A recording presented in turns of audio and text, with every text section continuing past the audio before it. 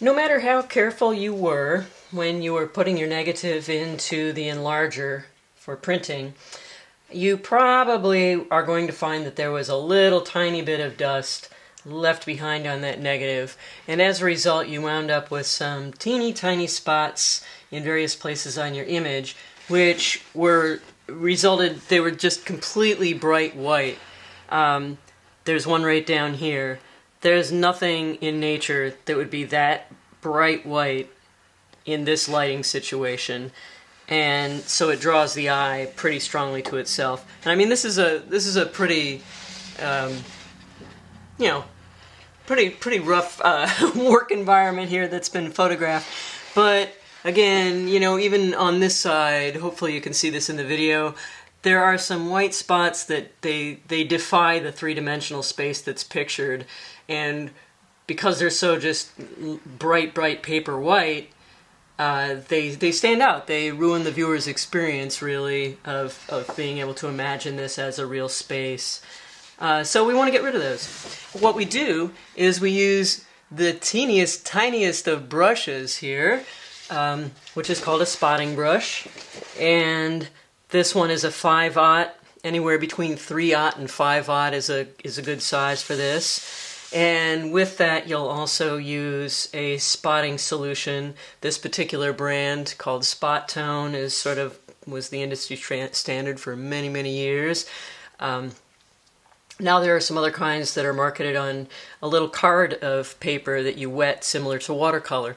But whatever brand you use, the principle is that it's a water-based dye which is made to absorb smoothly into the emulsion of the silver gelatin print without standing up on the surface, and it's neutral pH, and also it's an archival way of retouching. And then it's offered in various colors. I know it's a black and white print, but we've got various colors of prints. We've got cool tone prints, neutral tone prints, depending on you can see in the quality of the video here. This is actually an RC print, just regular old neutral toned RC. And then this back here is printed on Ilford fiber-based paper warm tone. And you can see by comparison, this almost looks like it's blue. It's not blue. It's that this is sort of an olive, a more olivey tonality in terms of its emulsion. And this is a little bit more neutral. In fact, if I remove the bigger print, this is the standard backdrop paper we use in the lab, so you can see this is a little more closely aligned with that. But I'm getting a little farther afield.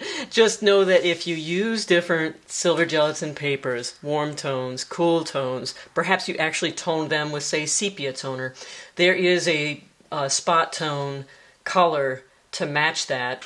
And what you would do is mix as you need to achieve the proper balance. If you're just respotting regular neutral tone prints straight out of the pack, so to speak, this is going to be pretty easy to do because you can really use spot tone number 3 and do just fine. I'm just sort of getting a little bit of it out here onto my, really it's just an old jar lid. Any white surface that you can use as a place to do your mixing is fine. And you can see I didn't get very much out, did I? You don't need very much. You're really retouching a very small area. So this is plenty. This will do like 3 prints easily, 5 prints, I don't know. So you have this teeny brush, this spot tone solution.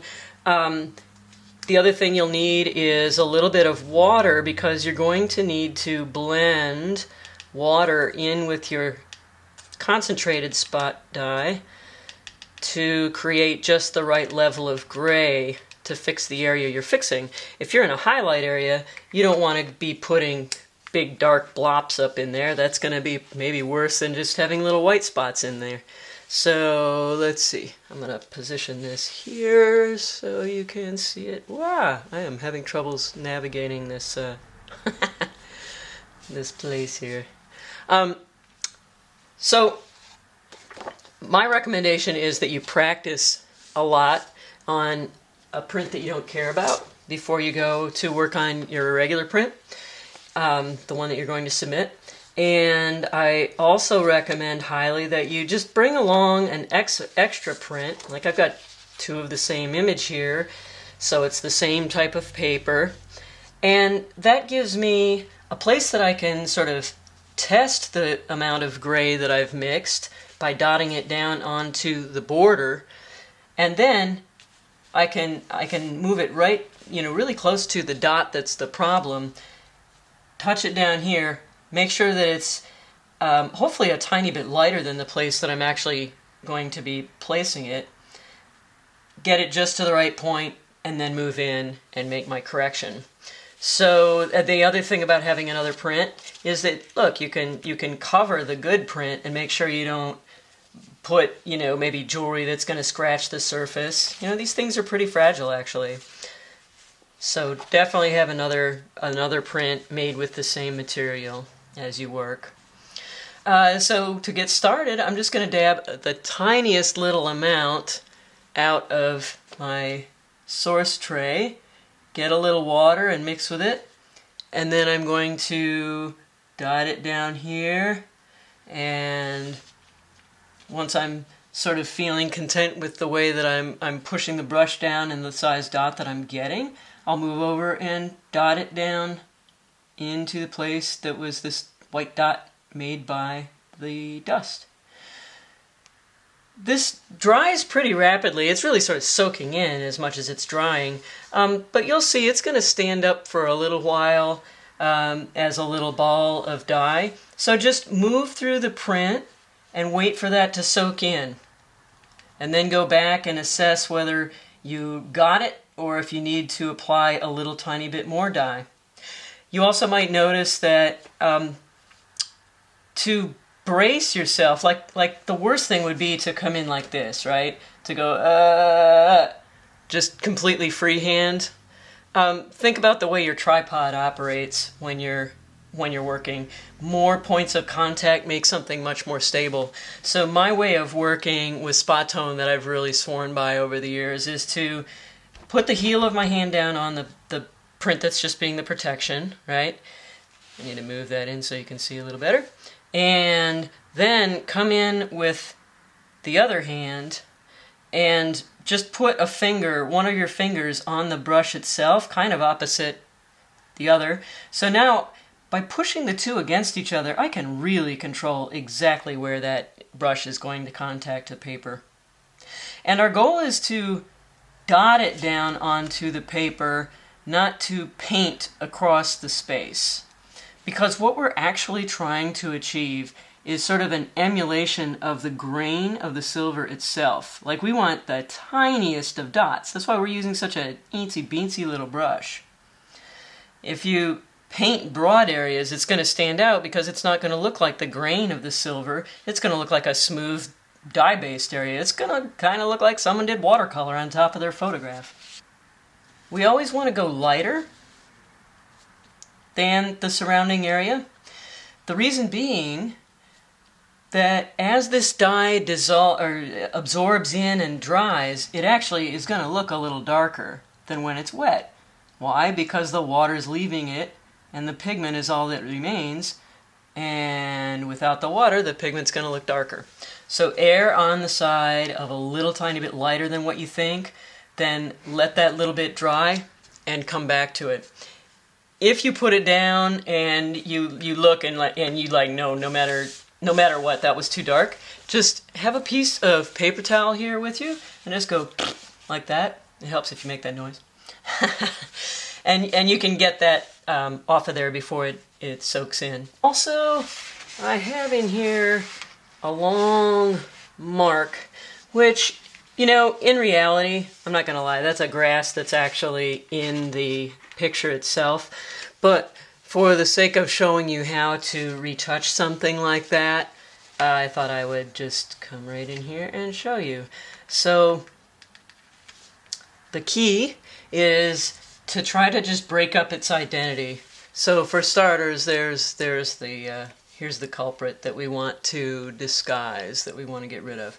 And so rather than paint along, I'm just going to come in with my spot tone and try to kind of break up its continuity, right? So that it just, sort of the opposite, I suppose, of the implied line, you know, we just start to make it not so apparent because it's not a continuous section.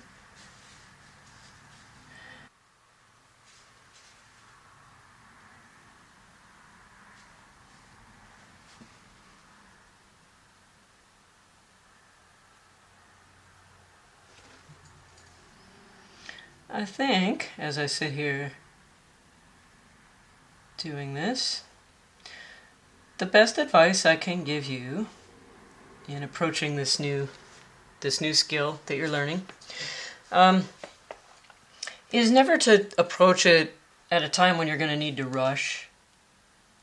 The saddest thing is, like, people tend to think of their printing process as being the end of the, you know, preparation for submitting their project, right? They're like, oh, okay, my print is dry. I made it. I'm on time. I got this. So then they jump to all the other things that they have to do and then say, oh, well, I'm just going to, I'm going to come back and do my spotting. I've got like half an hour before class. That'll be fine. No, you don't want to put pressure on yourself to get this done. This can actually be a very zen, sort of peaceful process if you approach it with the right mindset. But if you don't do that, and you're new to it in particular, it can be hair-raising. I mean, you're like, think about it. You're starting with this print, and then you're trying to put dye onto it and not mess it up. And if you're in a hurry, then you're just adding to the stakes, right? Because you're thinking, well, I can't rewash this print and get all this spot tone off of here if I screw up. So I can't screw up. Oh my god, oh my god, oh my god. So take your time. Like this, I need to leave this alone for a little bit while it dries and soaks in so that I can see where I'm at and what I need to do next. So, yeah, I can multitask. I can move around to another area of the print that needs spotting and then come back to that. But I'm telling you, don't hurry things. Because this is a necessary part of making a print. We talked in the darkroom process about how important it is to not think that burning and dodging are something that you do to make up for a screw up, in the lab. Like it's not a sign that you did something wrong if you have to burn and dodge. That's just a natural part of things. That's the expressive part of things. That's the whole reason you're putting all that time into the lab, right? Otherwise, you could just go get a machine to print your stuff at some lab and you'd be done. So it's so much mindset. I think we all go into the lab saying, man, I hope my first print is really nice and I won't have to do very much burning and dodging. Or, oh, this was actually a fairly evenly illuminated situation. I may not have any burning and dodging to do. Yeah, we all think that. And we think, I am going to clean this negative off so well, I am not going to have one piece of dust, and I'm not even going to have to spot it. I think those are dangerous ways of thinking, because then you're sort of let down, and you approach burning and dodging and spotting with, let's face it, a little bit of resentment, right? So just take your time, plan it in as a part of the work process of creating a silver gelatin print, and you'll be fine. You know what? I'm happy to say that little line is pretty much gone. Here is where it was. And, for all intents and purposes, it's not there anymore, leading our eye out of that little area. So that's the other thing that I suppose think about with spot tone or spotting, I'm going to get there, is that you may wind up with an area that's just a teeny bit lighter than the paper white that dust spot was originally, but that once it's just down from paper white, it doesn't bother you anymore. It doesn't distract. So there are lots of areas up in this portion of the print which I spotted and which went away. There is one where, and again I'm going to try to zoom in. I hope this does not create an epic fail. We'll see.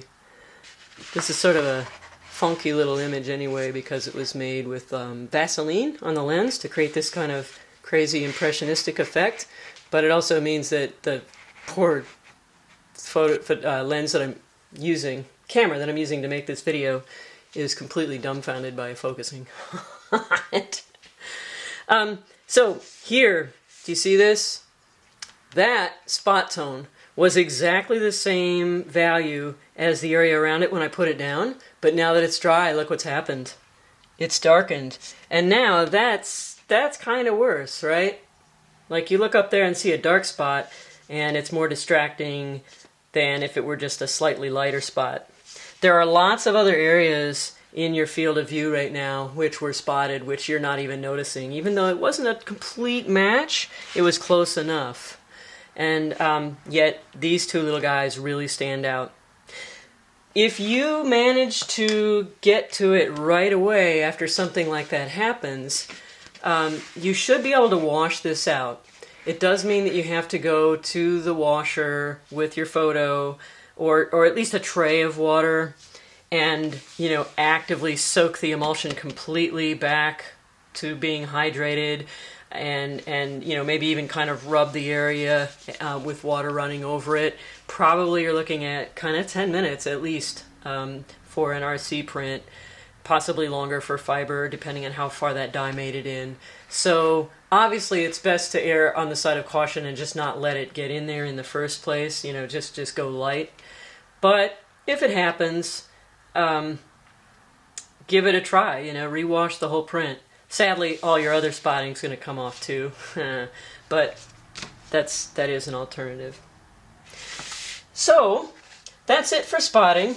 In terms of putting away the materials, the brush, you can just rinse that off in a little bit of water. It rinses very, very easily.